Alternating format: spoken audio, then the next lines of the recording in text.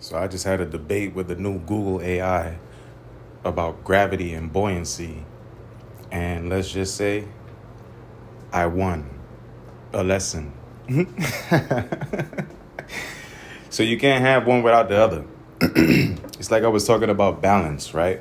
There's no such thing as good and evil in the sense of bad and good, right or wrong, or left and right, I should say, right? There is a good and evil.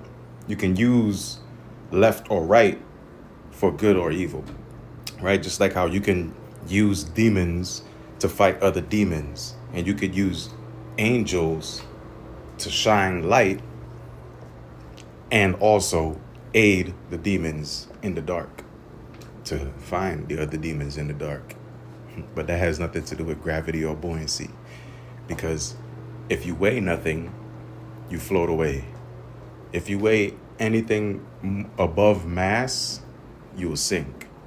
And that is the relationship between gravity and buoyancy. If you're not buoyant,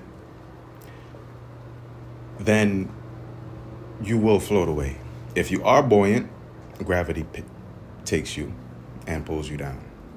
And I like to see myself as gravity. You know, my ruling planet is Jupiter. My sun sign is Sagittarius.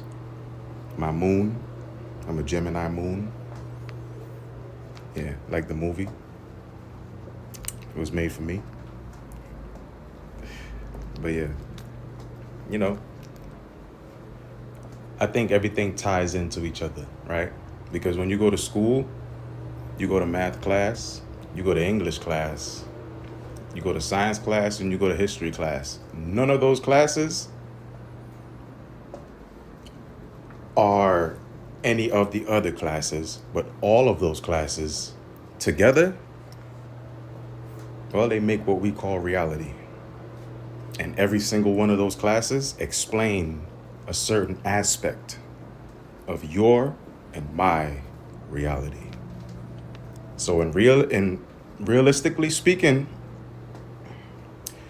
everything that we learn is buoyant because it gravitates towards us, and we take things that can teach us and we let go and release the buoyancy of the things that can't teach us and can't serve us or sustain us for the conducive growth of our future.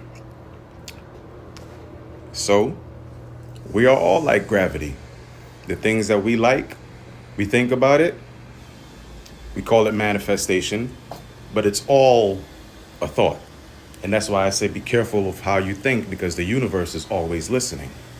Be careful what you wish for, because after 2020, you will get it.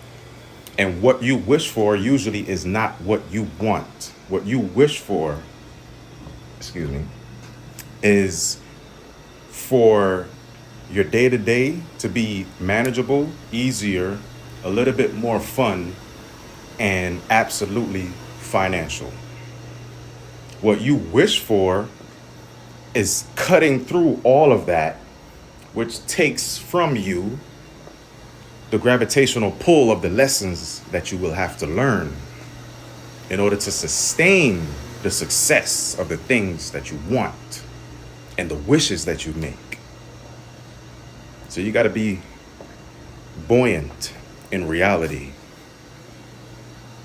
and you have to be unbuoyant in spirituality in order for your buoyancy to be contributed to your gravity.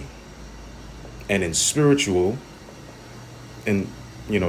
sense, when you have no buoyancy, you're free to go. You're not held down by gravity. So you're free to roam, you're free to dream, and you're free to float and fly away anywhere you want to go. But when you're in reality, you have to be buoyant, not only in your thought process, not only in your planning stages, but also in your executions. It don't take two to tango, it takes three. And I'll get to explaining that later. But right now, we're talking about gravity and buoyancy. And just like I just won a lesson, you won too.